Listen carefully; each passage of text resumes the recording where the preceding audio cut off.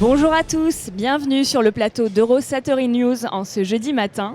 J'ai le plaisir de recevoir Siegfried Drouin, qui est responsable de l'export et des gros comptes défense chez Matisec, qui est une société française. D'ailleurs, vous êtes basé en Auvergne, je crois ? À quelques kilomètres de Pas Lyon. très loin. Qui vous existez depuis 50 ans. Et vous êtes spécialisé en équipement de protection individuelle, plutôt sur les risques élevés, c'est ça ? Ouais, dans le jargon des fabricants de pays, on appelle ça le risque mortel.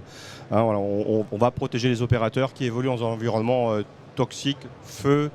Et en effet, tous les opérateurs qui portent les équipements peuvent être confrontés à ce risque-là. D'accord. Donc feu, nucléaire, j'imagine également. On va couvrir le scope des risques, en effet le feu. On va pour cela travailler beaucoup avec les pompiers. Bien sûr. Sur la problématique d'intervention dans un milieu en fumée, toxique, et la chaleur, Ouais. avec des appareils respiratoires. Et ensuite, on va aussi les protéger dans un environnement pollué. Alors, tous les risques qu'on appelle technologiques, les risques industriels, qui vont aujourd'hui fabriquer des produits chimiques divers et variés.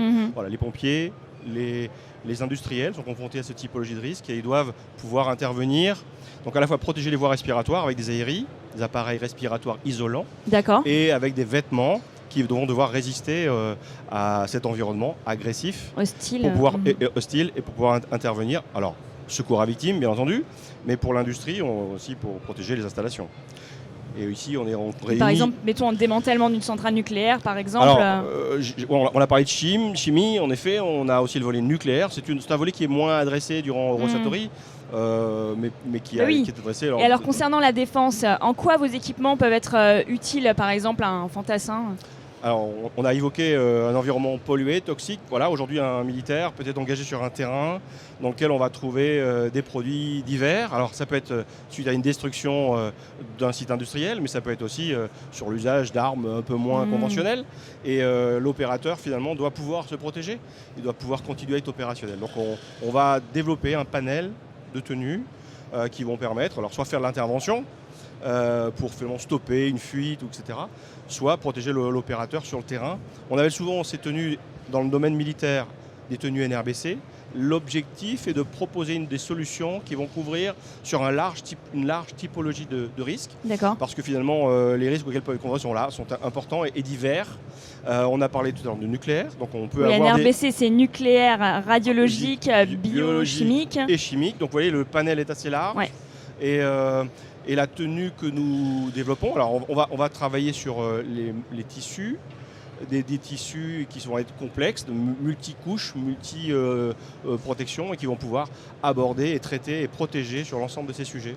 D'accord. Par exemple, là, vous avez alors j'ai amené montré votre ici petite une petite brochure dans brochure. laquelle on va trouver une tenue qui s'appelle l'ULM. ULM2. ULM. Alors c'est une tenue Comme à la fois l'avion. légère. Encore une fois, il faut aussi penser au confort des opérateurs. Ouais. Quand on a à les protéger de cette typologie de risque, souvent on va les mettre dans des tenues dites étanches. Et c'est vrai que pour le confort des opérateurs, pas toujours facile, on essaye de proposer des solutions, notamment cette légèreté, des tenues faciles à mettre en œuvre, faciles à entretenir, et qui vont leur proposer à l'opérateur. Ça, c'est montrez à nouveau, c'est un scaphandre, c'est ça ? C'est un scaphandre complet. C'est destiné à quel type de... Alors, il a une couleur orange sur la photo, mais il existe aussi en vert pour nos amis militaires. Et l'objectif donc est de l'encapsuler complètement dans cette tenue. Il va avoir sa propre source d'alimentation respiratoire. D'accord. Et il va pouvoir, comme ça, être dans une ambiance totalement close, arriver sur un territoire pollué, toxique, et pouvoir évoluer, faire du secours éventuellement à personne ou stopper une fuite éventuelle. Mais ça marche aussi en sous-marin, ce que vous faites ? Là on est vraiment sur du terrestre. Ouais. C'est vrai que les technologies sont proches dans le domaine plongée, mais ce n'est pas le cas. Alors le groupe Ochenko et Interspiro, auquel Matisec appartient. Ochenko, c'est le groupe, c'est votre maison mère ? C'est le propriétaire de Matisec. Qui est une société américaine. C'est une société américano-suédo-française. D'accord. Et nos sœurs travaillent sur ces sujets, plutôt plongée. D'accord. Donc, quand je disais que c'était des technologies proches, on utilise les mêmes typologies de produits pour adresser aussi le marché de la plongée sous-marine avec nos amis suédois. D'accord, donc oui, suédo-américano-française. Voilà. Donc vous travaillez aussi pas uniquement, j'imagine, avec une clientèle française, même si c'est sûrement depuis 50 ans votre cœur de cible. Mais... L'histoire de Matissek, en effet, qui remonte à 50 ans. On a fêté la semaine dernière les 50 ans de l'entreprise. Bon anniversaire. C'est gentil, merci. Moi, j'étais passé un peu. Donc, l'entreprise a évolué beaucoup sur le marché français, s'est construite sur le marché français avec des partenariats qui sont les armées françaises notamment. Aujourd'hui, on est un interlocuteur clé de la marine sur tous ces sujets. L'ensemble du parc appareils respiratoires de la marine a été proposé par Matissek. On a développé même des concepts pour la marine française. On travaille avec l'armée de l'air sur tout le sujet protection respiratoire et chimique, avec l'armée de terre, avec des groupes d'intervention et de reconnaissance, avec la gendarmerie, avec les prisons. Chaque prison aujourd'hui dispose de matériel au moins respiratoire. D'accord, en cas d'incendie. Exactement. Voilà, donc finalement on s'est construit avec ses partenaires et mon rôle à moi à l'export est de porter finalement ce savoir-faire acquis avec ces grandes organisations et ces grands comptes à l'étranger. Alors maintenant, depuis quelques années, on a développé, on est à peu près à une 50aine de pays et on continue. Et c'est vrai que Eurosatory cette année, salon très international, nous permet éventuellement de toucher d'autres clients ailleurs dans le monde. Voilà, c'est très intéressant de ce point de vue. Ouais, c'est vrai que ça attire beaucoup de monde cette année en particulier. Vous avez pu rencontrer des nouvelles On a pu rencontrer de nouveaux représentants de nombreux pays sur lesquels nous avons commencé à évoquer en effet une stratégie de développement. C'est une véritable opportunité finalement de présenter ce qui a été notre expérience en la matière et de proposer des solutions similaires. Alors, on est capable de dupliquer, mais on est aussi capable de développer. C'est un peu l'ADN de l'entreprise.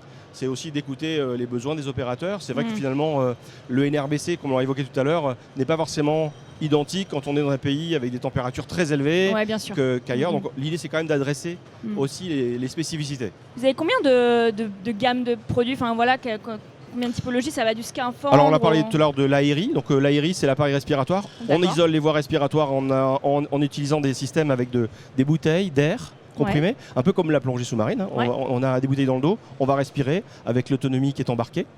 On a une gamme de vêtements chimiques, alors en effet qui s'adresse à des opérateurs intervenants, à des fantassins, à des pompiers. Et on a une gamme qui n'est pas présente sur le salon Eurosatory, qui porte sur le nucléaire. On est un partenaire historique de beaucoup d'acteurs de l'énergie nucléaire, et notamment pour la maintenance des centrales. Et là, aujourd'hui, le terrain de jeu, en France, bien sûr, parce que le marché est très fort, mais on est sans doute un des leaders sur le marché chinois, qui est aussi un acteur important du nucléaire mondial. Et aujourd'hui, on couvre sans doute à peu près 80% des centrales nucléaires du monde.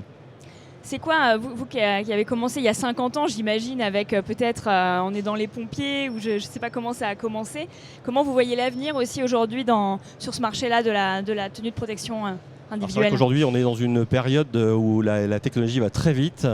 Alors, l'idée, c'est quand même, on évolue dans un milieu hostile et complexe. Donc, on doit garder beaucoup de simplicité sur le matériel. Simplicité opérationnelle, facilité d'utilisation.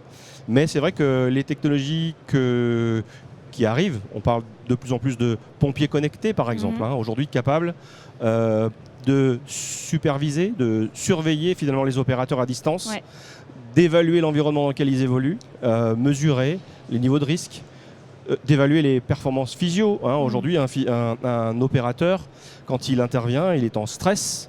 C'est parfois à 3h du matin, quand on n'a pas bien dormi.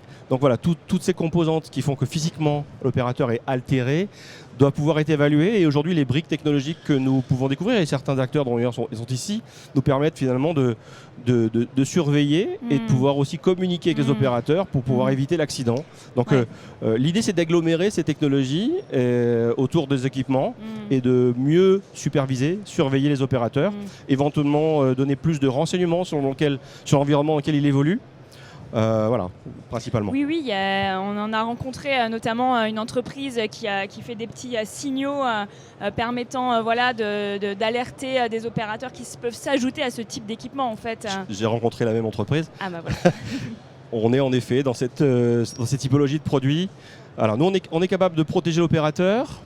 Ça, c'est vraiment notre métier depuis 50 ans. Et l'idée, c'est finalement d'agglomérer tous ces savoir-faire, toutes ces compétences beaucoup d'entreprises françaises en disposent, et de les agglomérer sur des plateformes communes qui vont permettre ensuite d'aider nos amis pompiers, nos amis militaires, et dans d'autres métiers aussi, industriels, pour écoutez, mieux sécuriser. Encore une fois, ce sont des missions dangereuses, qui sont très physiquement exigeantes. Et voilà, tant qu'on peut aujourd'hui aider, diagnostiquer, éviter l'accident. Sauver des vies, on évoquait il n'y a pas très longtemps avec des pompiers le risque, par exemple, quand ils interviennent, ils sont souvent deux, mais on a eu quelques accidents où finalement les gens se retrouvent séparés. Et bien, être capable de les aider dans cette recherche, et dès qu'un des pompiers sont séparés, pouvoir alerter, les prévenir. Voilà, typiquement ce genre de petits éléments complémentaires qui vont permettre, qui vont ajouter de l'aide et du diagnostic aux opérateurs. Écoutez, merci beaucoup, Monsieur Drouin. C'était très clair et assez enthousiasmant pour l'avenir de la protection individuelle. Merci de cet espace pour pouvoir exprimer et présenter l'entreprise. Avec plaisir. Merci à vous de nous avoir suivis et puis on se retrouve tout de suite pour la suite de la journée. Au revoir.